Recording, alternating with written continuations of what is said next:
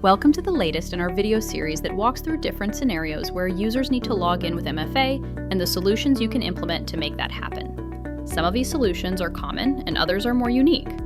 If you have a specific MFA requirement scenario you're struggling to solve, let us know in the comments and we'll make a video on how you can do that. Let's dive in. Today's scenario involves a woman named Maria. Maria is an employee at a software company, and sometimes she has to travel for work to conferences and trade shows all around the country. She's got a company-issued laptop and smartphone, and her laptop has multi-factor authentication implemented in order to log in to Windows. On her smartphone, she's got an MFA app installed, like LoginTC. But one day, Maria arrives at a conference and wants to show one of her business partners a demo of her company's product. But Maria's laptop can't connect to the conference hall Wi-Fi until she logs in.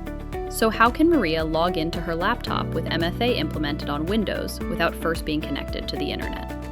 Well, let's take a look.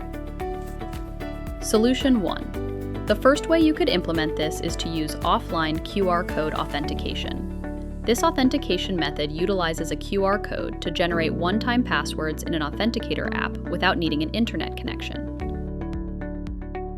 The way this works is after Maria inputs her first-factor credentials into her Windows machine, she opens her authenticator app, in this case the LoginTC app, and selects Scan QR Code. This opens up the camera in her app, and Maria can use her phone to scan the QR code shown on her computer.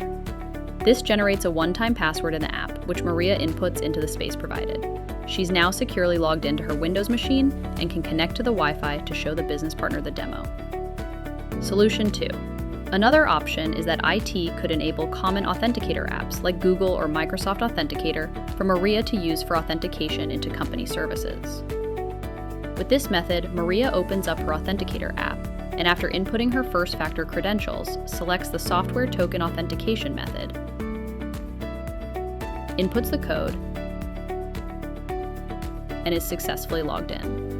This method is handy for companies that want enhanced MFA capabilities with a comprehensive MFA solution like LoginTC, while still allowing employees to use authenticator apps they're already familiar with. These options allow Maria to authenticate securely and easily, even if her computer isn't connected to the internet. LoginTC offers lots of different solutions to whatever unique situations you need to apply MFA to. Check out the next video in this series and like and subscribe for more videos all about multi-factor authentication.